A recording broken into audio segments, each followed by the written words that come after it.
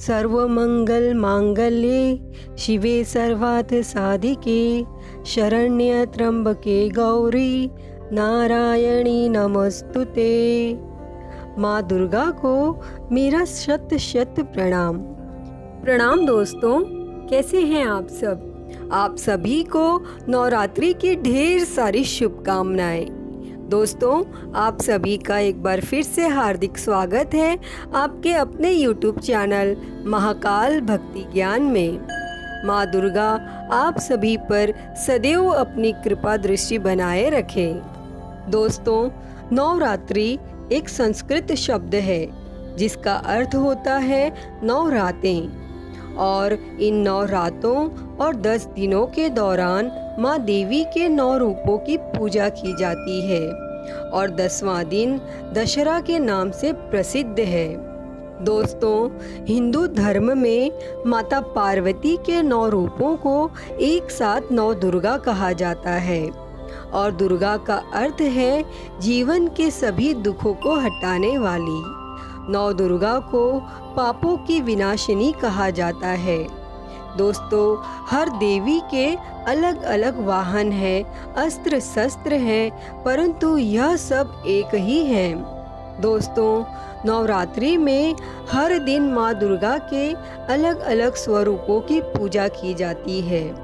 माँ दुर्गा के अलग अलग स्वरूप इस प्रकार हैं: माँ शैलपुत्री, माँ ब्रह्मचारिणी, माँ चंद्रघंटा, माँ कुष्मांडा, माँ स्कंद माता, माँ कात्यायनी, माँ कालरात्रि, माँ महागौरी और माँ सिद्धिदात्री। तो दोस्तों, आइए अब सुनते हैं नवरात्रि की व्रत कथा। अतः आप सभी से विनम्र निवेदन है कि यह कथा अंत तक जरूर सुने। एक समय बृहस्पति जी बोले, हे ब्रह्मा जी, आप अत्यंत बुद्धिमान, सर्वशास्त्र और चारों वेदों को जानने वालों में श्रेष्ठ हैं। हे प्रभु, कृपा कर मेरा वचन सुनिए। चैत्र, आश्विन, माघ और आषाढ़ मास के शुक्ल पक्ष में नवरात्र का व्रत और उत्सव क्यों किया जाता है? हे भगवान, इस व्रत का फल क्या है और इसे किस प्रकार करना उचित है? और पहले इस व्रत को किसने किया, सो विस्तार से कहिए। तब बृहस्पति जी का ऐसा प्रश्न सुनकर ब्रह्मा जी कहने लगे कि हे बृहस्पति, प्राणियों का हित करने की इच्छा से तुमने बहुत ही अच्छा प्रश्न किया है। जो मनुष्य मनोरथ पूर्ण करने वाली दुर्गा, महादेवी, सूर्य और नारायण को ध्यान करते हैं, वे मनुष्य धन्य हैं। यह नवरात्र व्रत संपूर्ण कामनाओं को पूर्ण करने वाला है। इसके करने से पुत्र चाहने वाले को पुत्र, धन चाहने वाले को धन, विद्या चाहने वाले को विद्या और सुख चाहने वाले को सुख मिल सकता है। इस व्रत को करने से रोगी मनुष्य का रोग दूर हो जाता है और कारागार में पड़ा हुआ मनुष्य बंधन से छूट जाता है। मनुष्य की तमाम विपत्तियां दूर हो जाती हैं और उसके घर में संपूर्ण संपत्तियां आकर उपस्थित हो जाती हैं। बंध्या और काक बंध्या को इस व्रत के करने से पुत्र हो जाता है। समस्त पापों को दूर करने वाले इस व्रत के करने से ऐसा कौन सा मनोरथ है जो सिद्ध नहीं हो सकता? जो मनुष्य इस अलभ्य मनुष्य देह को पाकर भी नवरात्र का व्रत नहीं करता है, वह माता पिता से हीन हो जाता है, अर्थात उसके माता पिता मर जाते हैं और वह अनेक दुखों को भोगता है। उसके शरीर में कुष्ठ हो जाता है और वह अंगहीन हो जाता है और उसको संतान उत्पत्ति नहीं होती। इस प्रकार वह मूर्ख अनेक दुखों को भोगता है। इस व्रत को न करने वाला निर्दयी मनुष्य धन और धान्य से रहित हो भूख और प्यास के मारे पृथ्वी पर घूमता है और गूंगा हो जाता है। यदि व्रत करने वाला मनुष्य सारे दिन का उपवास न कर सके तो एक समय भोजन करे और उस दिन बांधवों सहित 9 रात्र व्रत की कथा का श्रवण करे। हे बृहस्पति, जिसने पहले इस महाव्रत को किया है उसका पवित्र इतिहास मैं तुम्हें सुनाता हूँ। तुम सावधान होकर इसे सुनो। इस प्रकार ब्रह्मा जी के वचन सुनकर बृहस्पति जी बोले कि हे ब्रह्मा जी, मनुष्यों का कल्याण करने वाले इस व्रत के इतिहास को मेरे लिए कहिए। मैं सावधान होकर इसे सुन रहा हूँ। आपकी शरण में आए हुए मुझ पर अपनी कृपा करिए। तब ब्रह्मा जी बोले, पिठथ नाम के मनोहर नगर में एक अनाथ नाम का ब्राह्मण रहता था। वह भगवती दुर्गा का भक्त था। उसके यहाँ संपूर्ण सद्गुणों से युक्त मानो ब्रह्मा जी की सबसे पहली रचना हो ऐसी यथार्थ गुणों वाली सुमति नाम की एक अत्यंत सुंदर पुत्री उत्पन्न हुई। वह कन्या सुमति अपने घर के बालकपन में अपनी सहेलियों के साथ क्रीड़ा करती हुई इस प्रकार बढ़ने लगी जैसे कि शुक्ल पक्ष में चंद्रमा की कला बढ़ती है। उसका पिता प्रतिदिन दुर्गा की पूजा और होम किया करता था और उस समय वह भी नियम से वहां उपस्थित होती थी। लेकिन एक दिन वह सुमति अपनी सखियों के साथ खेलने में लग गई और भगवती के पूजन में उपस्थित नहीं हुई। तब उसके पिता को पुत्री की ऐसी असावधानी देखकर क्रोध आया और वह अपनी पुत्री से कहने लगा कि हे दुष्ट पुत्री, आज प्रभात से तुमने भगवती का पूजन नहीं किया। इसी कारण मैं किसी कुष्ठी और दरिद्र मनुष्य के साथ तेरा विवाह करूंगा। और इस प्रकार कुपित पिता के वचन सुनकर सुमति को बड़ा दुख हुआ और वह अपने पिता से कहने लगी कि हे पिताजी, मैं आपकी कन्या हूँ। मैं आपके सब तरह से अधीन हूँ। जैसी आपकी इच्छा हो आप मेरा विवाह कर सकते हो। होगा वही जो मेरे भाग्य में लिखा है। मेरा तो इस पर पूर्ण विश्वास है। मनुष्य न जाने कितने मनोरथों का चिंतन करता है, पर होता वही है जो भाग्य में विधाता ने लिखा होता है। जो जैसा करता है उसको फल भी उसी कर्म के अनुसार ही मिलता है, क्योंकि कर्म करना मनुष्य के अधीन है पर फल देव के अधीन है। फिर क्या था, जैसे अग्नि में पड़े हुए तृणदी उसको अधिक प्रदीप्त कर देते हैं, उसी तरह अपनी कन्या के ऐसे निर्भयता से कहे हुए वचन सुनकर उस ब्राह्मण को अधिक क्रोध आया।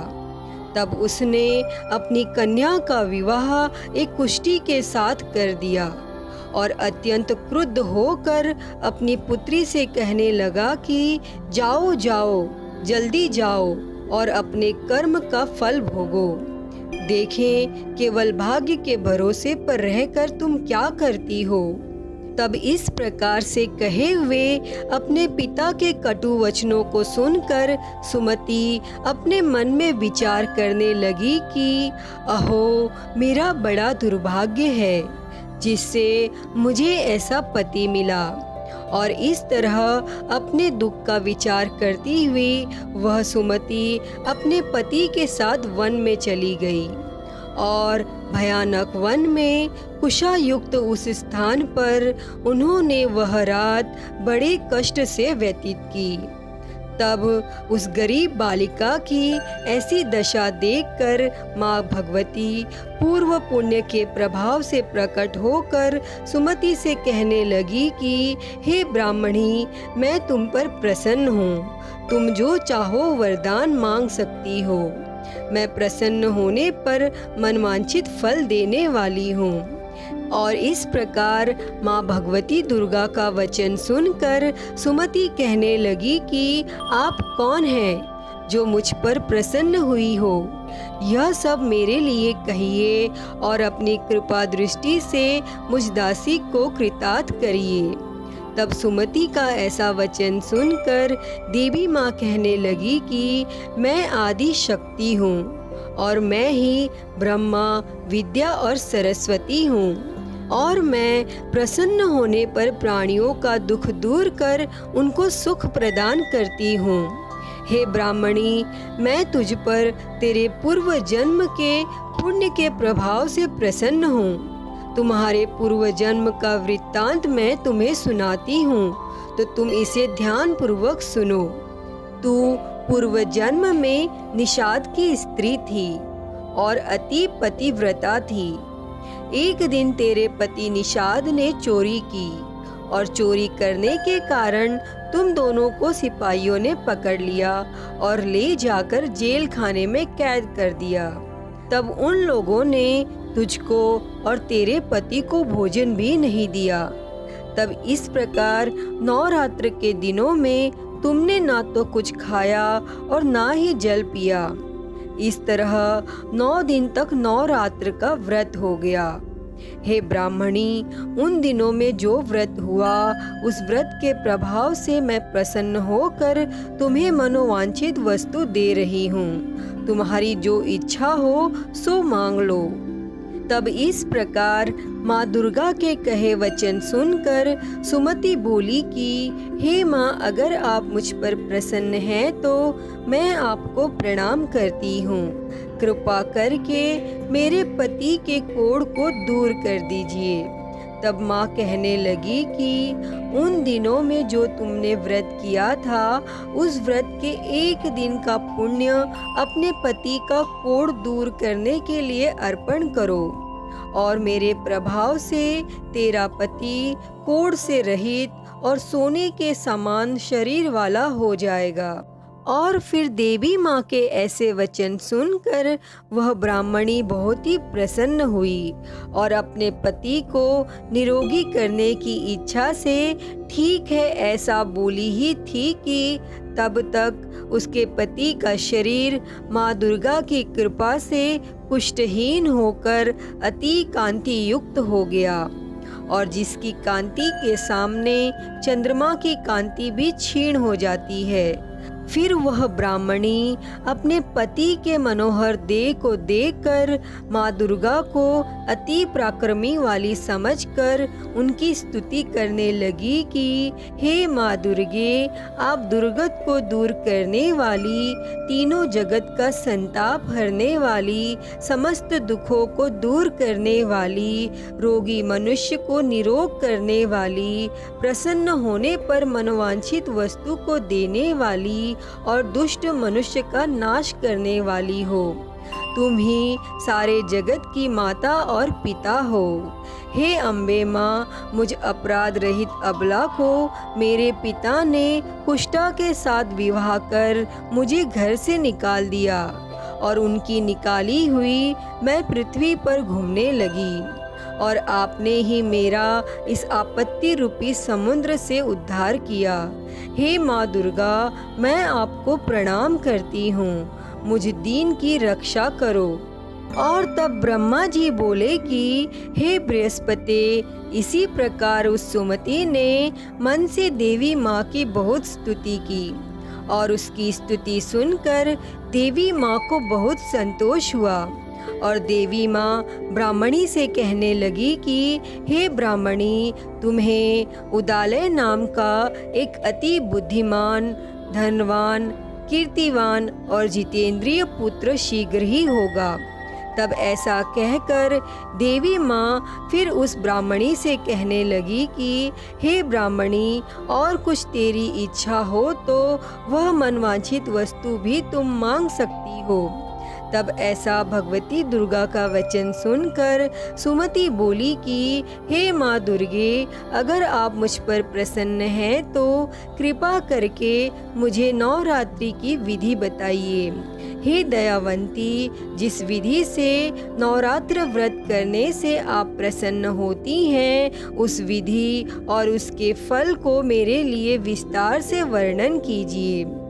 तब इस प्रकार ब्राह्मणी के वचन सुनकर माँ दुर्गा कहने लगी कि हे ब्राह्मणी, मैं तुम्हारे लिए संपूर्ण पापों को दूर करने वाली नवरात्र व्रत की विधि को बतलाती हूँ, जिसको सुनने से तमाम पापों से छूटकर मोक्ष की प्राप्ति हो जाती है।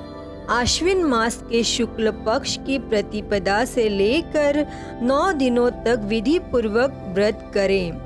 यदि दिन भर का व्रत न कर सकें तो एक समय का भोजन करें और पढ़े लिखे ब्राह्मणों से पूछकर घट स्थापना करें और वाटिका बनाकर उनको प्रतिदिन जल से सींचें।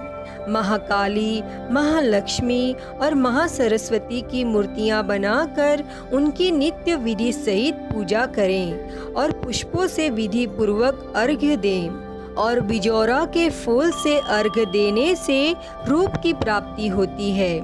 जायफल से कीर्ति, दाख से कार्य की सिद्धि होती है। आंवले से सुख और केले से भूषण की प्राप्ति होती है।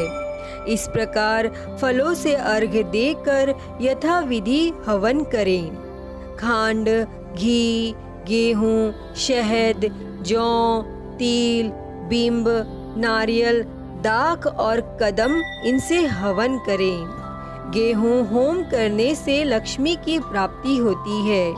खीर व चंपा के पुष्पों से धन तथा पत्तों से तेज और सुख की प्राप्ति होती है।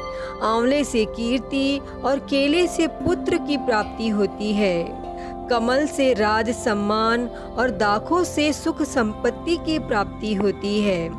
व्रत करने वाला मनुष्य इस विधान से होम कर आचार्य को अत्यंत नम्रता के साथ प्रणाम करे और यज्ञ की सिद्धि के लिए उसे दक्षिणा दे।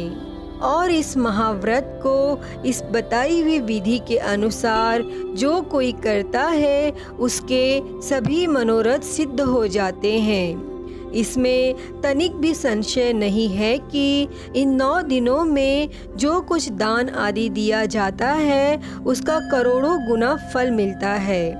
इस नवरात्र के व्रत को करने से अश्वमेघ यज्ञ का फल मिलता है।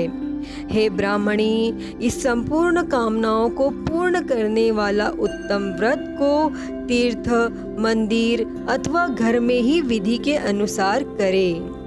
तब ब्रह्मा जी बोले कि हे बृहस्पति, इस प्रकार ब्राह्मणी को व्रत की विधि और फल बताकर देवी माँ अंतर ध्यान हो गई।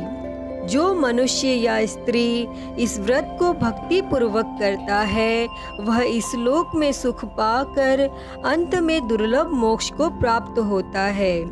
हे बृहस्पति, यह दुर्लभ व्रत का महात्म्य मैंने तुम्हारे लिए बतलाया है। तब ब्रह्मा जी के ऐसे वचन सुनकर बृहस्पति जी आनंद के कारण रोमांचित हो गए और ब्रह्मा जी से कहने लगे कि हे ब्रह्मा जी, आपने मुझ पर अति कृपा की है, जो अमृत के समान इस नवरात्रि व्रत का महात्म्य सुनाया। हे प्रभु, आपके बिना और कौन इस महात्म्य को सुना सकता है। तब बृहस्पति जी के ऐसे वचन सुनकर ब्रह्मा जी बोले कि हे बृहस्पति, तुमने सभी प्राणियों का हित करने वाले इस अलौकिक व्रत को पूछा है, इसीलिए तुम धन्य हो। यह भगवती शक्ति संपूर्ण लोकों का पालन करने वाली है। इस महादेवी के प्रभाव को कौन जान सकता है।